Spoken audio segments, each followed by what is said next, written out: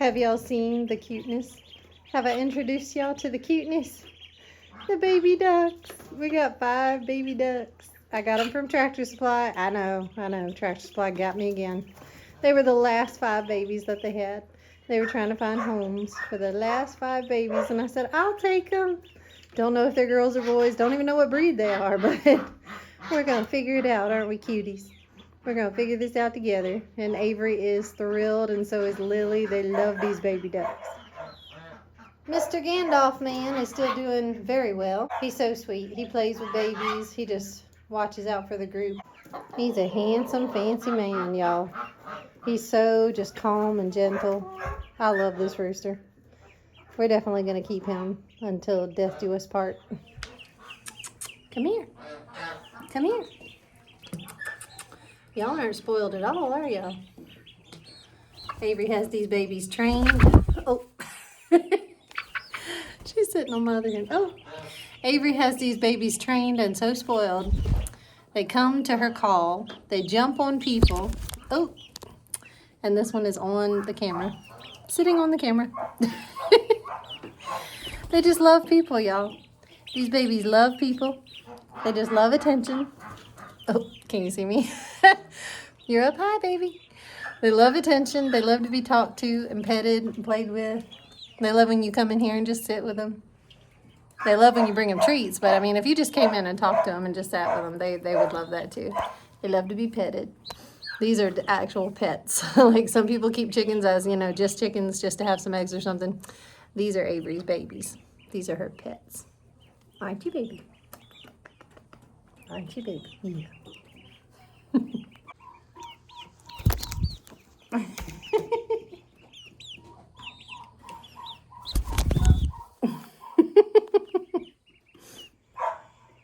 This one's beautiful.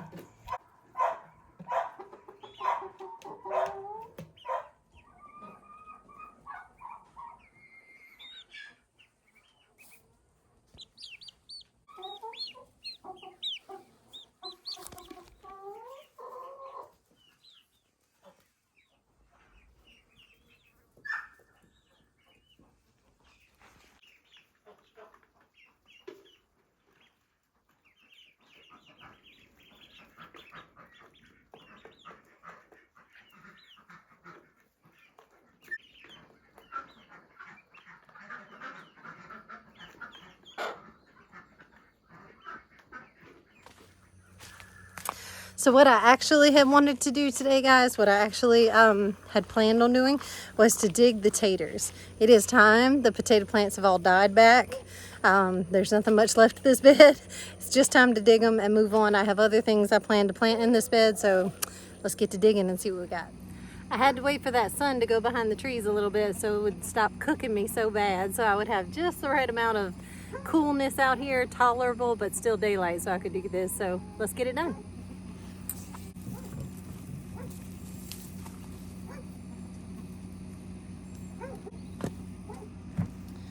First thing I pulled out was these itty bitty little new potatoes. So that's cute. That'll roast up in a pan real good.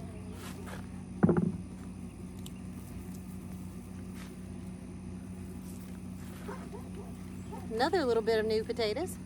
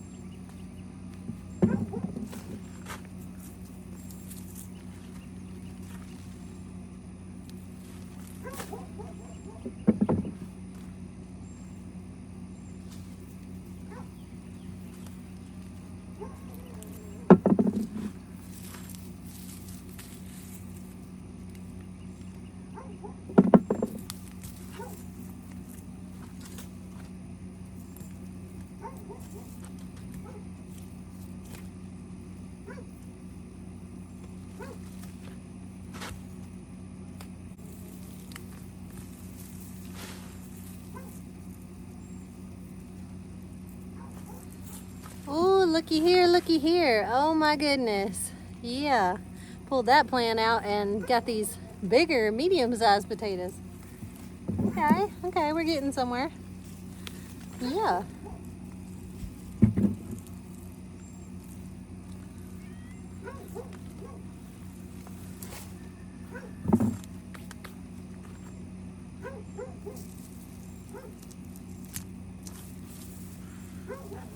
Ooh-wee.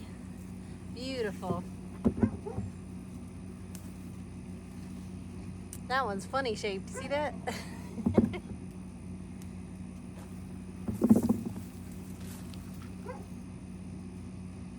Oh, I like that. That's a good size.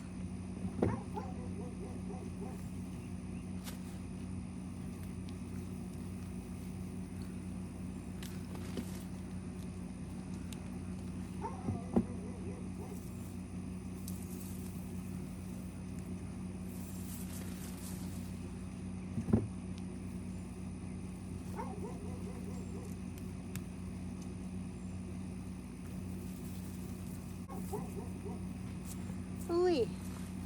Look at there. That's pretty.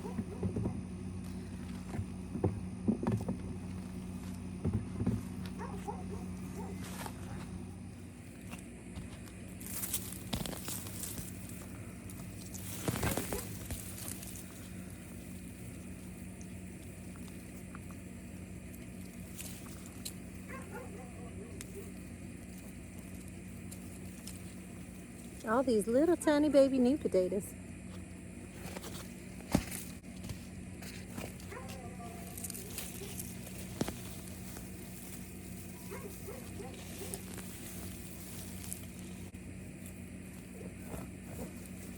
Ooh-wee. Oh, I like that.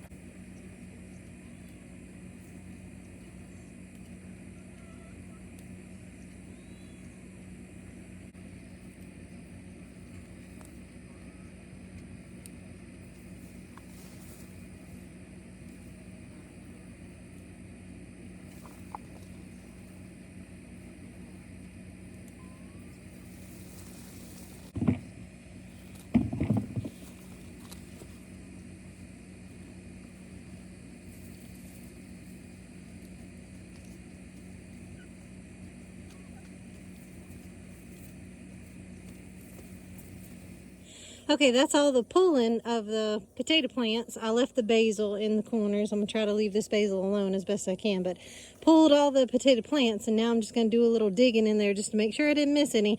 I'm gonna actually dig for the potatoes, but I think when I pulled, I think most of them came up, but I'm gonna make sure.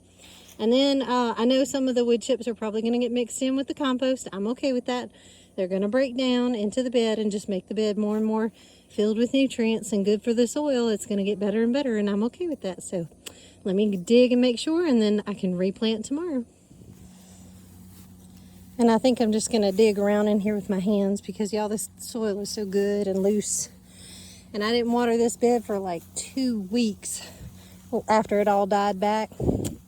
I didn't give it any water, so all the soil is like really just dried out. It's going to get a good watering after I replant it. But I'm just digging around just to make sure I didn't miss any potatoes.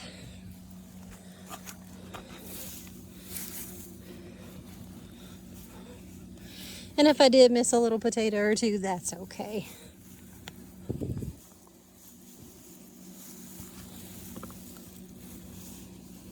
Nope, nothing there.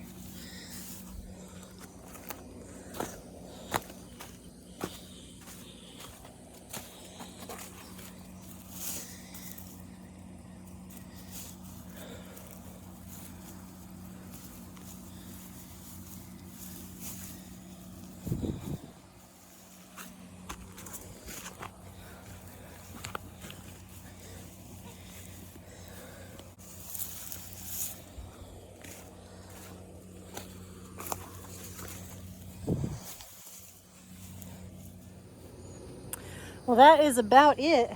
So I've got this much potatoes. Now that little bit, I've got maybe a quarter of this bucket. So I maybe got out of it what I had originally put in it in potatoes, maybe that much, if I'm lucky. But and that's okay. This wasn't like some grand, huge potato harvest. This was in one little tiny raised bed that I just happened to have thrown some late in the year potatoes in there, just kind of seeing what would grow. Y'all, look at this. Look at this. My geese and my ducks have made it all the way out there to my field peas and my okra. Yeah, y'all come on back, you little culprits. Out there trying to eat up my field peas and my okra. I see you. I see you. All right, I'm gonna lay all these little new potatoes. Oh, I got a helper. Hey, Milk. Milk is helping me. I'm gonna lay these little new potatoes out all over this table that is currently covered by a rug that I was trying to dry out, but that's okay. The potatoes can cure on top of the rug, and then I'll clean the rug again and dry it out again because the weather is hot and I was trying to dry out this rug in the sun, but it is hot enough to cure some potatoes, y'all. So I'm going to dump these little new potatoes out here on this surface and let them cure for a couple days and just spread them out. Yep, dirt don't hurt. Try to not let them touch.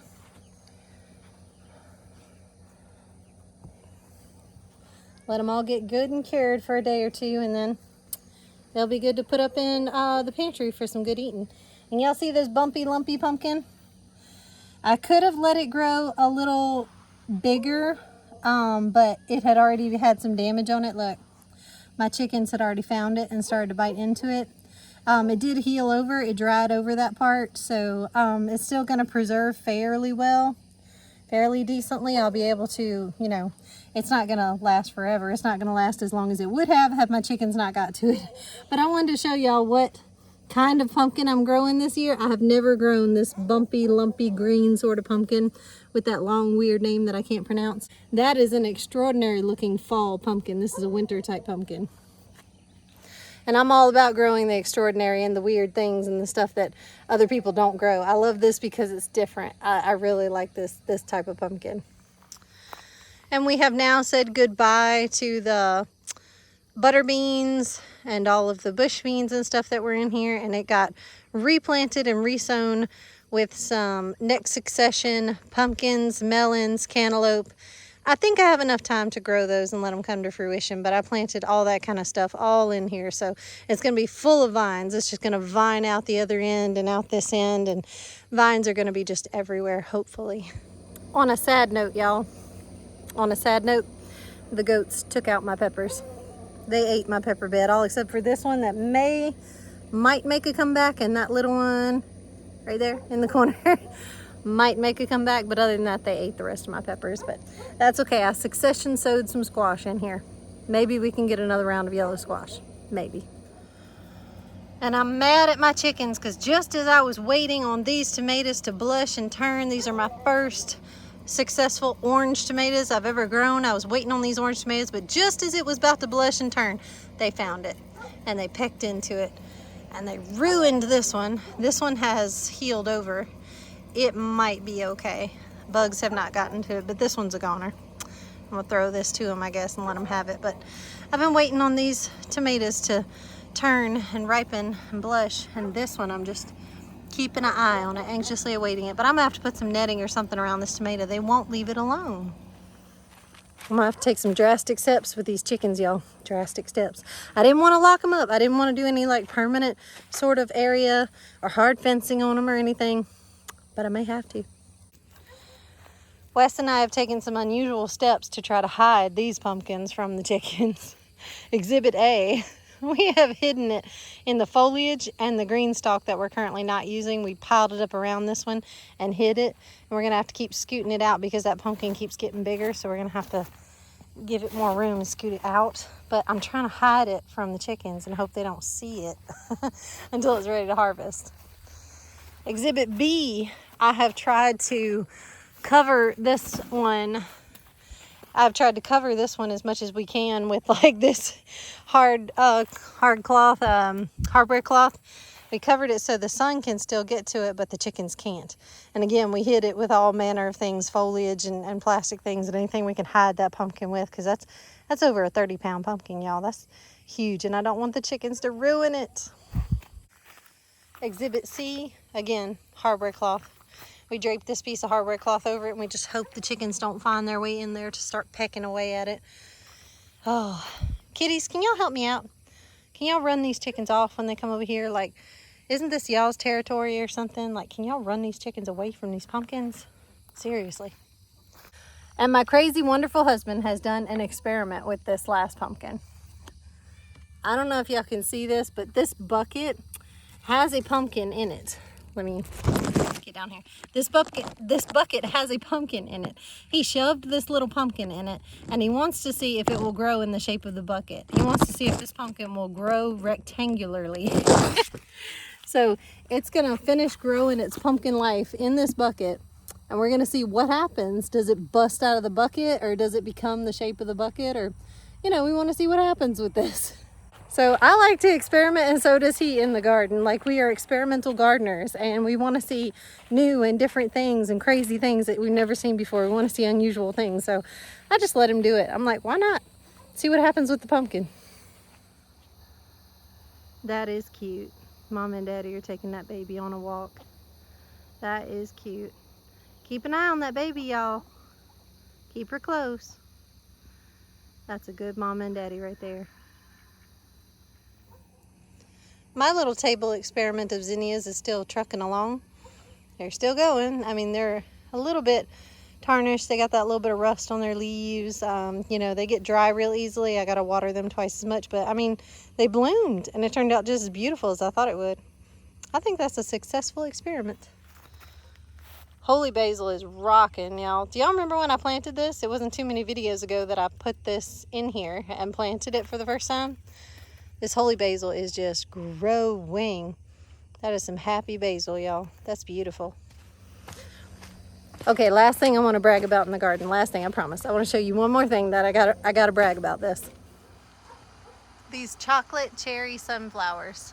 I'm having to reach up as tall as I can above my head to even let y'all get a good look at these beautiful chocolate cherry sunflowers. They are so tall and so beautiful, and the bees love them. That is a beautiful sunflower.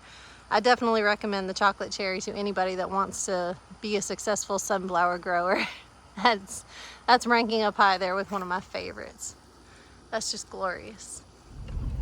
So we're pulling out of the Thomasville gas station, and we are headed to the Marion Vet Clinic, and we don't have an animal with us. We are headed to the vet clinic to pick up an animal. So the puppy that Miles and I were out looking for the other day, we couldn't find it. We're up here in Marion. We got a call from a friend that said there is a puppy that is roaming, and they were wanting to see if we could come and catch it and get it safe, and then maybe find it a good home. So we're up here walking around the neighborhood up here, trying to see if we can locate the puppy and give it some get it somewhere safe and get it healthy and fed and get it a good home. Miles, why are you carrying a sausage biscuit around with you? So we can attract the puppy. All right, we looked and looked and looked, couldn't find it. Well, our good friend let us know that the puppy came back. It showed back up at his house, and he caught it. He was able to get it on a leash. It was super friendly, just really emaciated, and just needed some love. Yeah. So he took it over, dropped it off at the Marion Vet Clinic, and we're actually going to go pick up the puppy now. They gave it all its shots and all that good stuff, checked it over, made sure it's healthy and just needs some love and some food. So we're going to get it now. Guys, teamwork makes the dream work, guys. Yep. We all work together to like catch it and arrange for it to have vet care, and we offered to go get it once it was done being treated and taken care of. And you know, I'm happy to go get this puppy and help it have a good home. These are the kind of situations that we like. This is the reason that we do this. It's the reason we started our rescue. Yeah. You know, I know there's a lot of people looking to like rehome the animal that they already have, but that's not really the business that we're into. That's not what we do. What we are looking for and what drives our heart is helping the ones like this puppy that seriously needed help. They have no one. They're just wandering the streets, or they're starving to death, or they just need medical help. You know, the ones that don't have a home and a family already. So that is this puppy. So we're going to get it. Like you said, we're scheduled to pick it up. I think we're going to make it on time. Yep. We're hurrying. We're going to make it, and we're going to film the baby and show him. And did you show the folks at home what he looked, the pictures of what he looked like before? No. So we're going to have to show you pictures of what he looked like before. We're going to do like a before and after and show you what he looked like before he got attention and medical treatment and before we fed him. But yeah, hopefully after we snuggle him up, bathe him, get him all, you know, he's already had his shots and stuff. So he's going to probably look like a brand new puppy. You know, it's going to be a drastic difference, I'm sure. But I'm excited. This is what we do. So we're going to get the baby. We'll be there in about 45 minutes. And we're back, and we just got the butterscotch baby, and that is its name, guys. By the way, we Butterscotch Buddy. Our really good friend had already given it a name. He had already chosen Butterscotch Buddy, so I thought that's a really good name. We're gonna keep that. Yeah, it's a good name. And here is little Butterscotch, and he is laying in my lap. He's still a puppy, not like a baby, but he's still very young. He's less than a year, I would say. And let me see if I can get he's his definitely fins. less than a year. He's probably, I think he's maybe 6 months, 4 to 6 months. Yeah, maybe 4 to 6 months. He's got his little head kind of shoved over here next to the door, but that's his little face and his little eyes. And he is laying down scared. He's kind of, you know, he's shy and he's shaking, so I'm trying to just comfort him and love on him. Yeah, it's a new. Yeah. Yep. So he's going to ride in my lap the whole way home. We're going to slowly introduce him to the other dogs and probably snuggle him up in the bedroom and just wait till he feels comfortable enough and safe enough to come meet, you know, the rest of everybody else. And of course, the girls and Miles are going to want to love all over him. Yeah. And he's had all his heartworm treatment now and shots and everything else. So he's set. good to go. He's good to go. He's Yeah. Yep. That's your sweet boy. Yeah, you're going to be okay. We're going to get you home, baby. We're going to get you home. Hey, Butterscotch, you're a good boy. Yeah, you're a good boy. Yeah, we got Butterscotch home, y'all. Got him home and all settled in the bathroom. It's been a few days. He's been settling in. If y'all don't know, I don't know if Angie told y'all or not, but I did have surgery on my elbow. I'm okay, though. Nothing crazy. Oh, he's a sweet Butterscotch. He's a sweet Butterscotch. Yeah. He's such a sweet boy. Yeah. Oh, goodness gracious. We've had him in the bathroom just, you know, acclimating a little bit to all the smells and the sounds and all the new puppies and making sure that Butterscotch kind of gets used to everybody. But so far, so good. Butterscotch has done really well. Really well. Yeah, haven't you? Yeah, you sure have. And he is a puppy, y'all. He is still a young puppy. Oh, goodness gracious. So beautiful and cute, though. Well, big family, plans changed once again. They usually do, huh? So, I just got back from a very long journey. It's about 8:30 at night. That took me about 5 hours round trip. I just drove 2.5 hours one way and 2.5 hours back to rescue a cat. I had to go on a rescue mission. Now let me explain. I was at nap time, actually. I was napping. Me and my husband were so exhausted. Me and Wes had to lay down. We napped. We fell asleep. I woke up kind of drowsy in and out of my nap, and I was just playing on my phone like we all do, just perusing through Facebook. And I happened to see that this person, I don't know this person, never met him before in my life, but they had posted that they needed help with a stray cat that wasn't their cat, but they had been kind of feeding it, you know, and helping it survive and helping it along. And they knew the cat, but they didn't own the cat. But 2.5 hours away from us, this cat, they noticed its belly was getting bigger and bigger and bigger. Obviously, it was bred. They have 5 rescues themselves. They have 5 dogs in their house that doesn't get along with cats, and they can't keep the cat. That's why, because it would not be a good outcome if the cat were to go into their house, which I understand. They had to keep the cat safe. But there's other dogs in the neighborhood. There's neighbor dogs that come there. And once she has those kittens, it would have been a very, very bad outcome. That would have been tragedy. Definitely would have lost the babies. Probably would have lost Mama Cat as well. She's a very young cat, very dainty cat. And she reminds me, for those of you who've been with us since kind of the beginning, y'all know who I'm talking about, reminds me of Mama Holly, of Holly Cat. Holly Cat is still with us, as is her son, Milk, and they are our beloved barn cats that get snuggled on every day on the porch. But Holly had that kind of beginning. Holly was a cat that was given to me that was a very young little cat. I think they called her Tiny Cat. That's the name they have. She's very dainty. She's very petite, and she was super pregnant. And for those of you who don't know, when my friend called me for help because she was leaving, she was moving, and she couldn't take this cat, but she had captured it. And she was like, it's a very sweet cat. My family loves it, but we can't take it with us. And it's big and pregnant. When I rescued this kitty and took on this kitty from my friend as a favor, brought her home, she gave birth the next day. We had her out in our, what was our makeshift barn at the time, our shed, and we had put her in a contained, closed in area for her safety. She went to a corner in that shed and gave birth the next morning. So we literally walked in on her giving birth. Like, we had to assist her. We had to, we rubbed her back and helped her through the birth, and we were there for the birth of her kittens. This cat reminds me of Holly Cat. It even looks like Holly Cat. And she said it's sweet, and they pet it and they love on it. It's a very sweet, lovable cat, but it is about to have babies, and it needs a safe place, and it needed help. And it needed it like soon, like not a month from now, like it needs help now.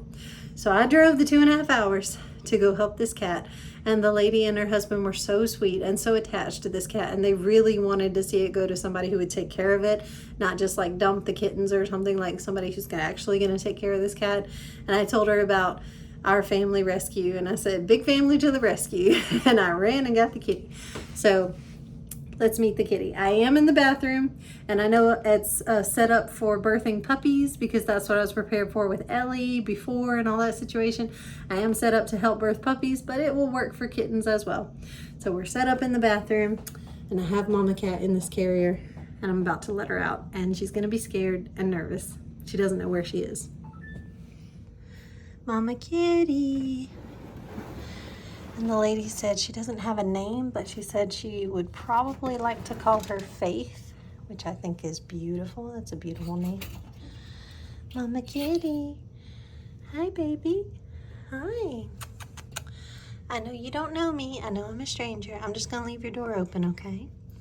Here's a nice soft bed if you want it. Or you can just hide in there. Whichever you're comfortable with. She was quiet the whole ride here. You okay, honey? I'm gonna leave you some food and water out here whenever you're ready, okay? And y'all, her belly is so big. I don't know if that's coming through in the footage there, but she's little and her belly is not. That's a big belly, so that leads me to believe that we will expect the babies very, very soon. Can I touch? Meow. Meow. Can I touch? Yeah. You want to smell? Smell? Oh, yeah. Okay, friendly. Okay. She let me touch.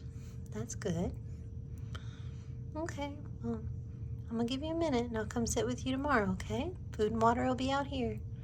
I'm going to check on you in the morning. Have a good night.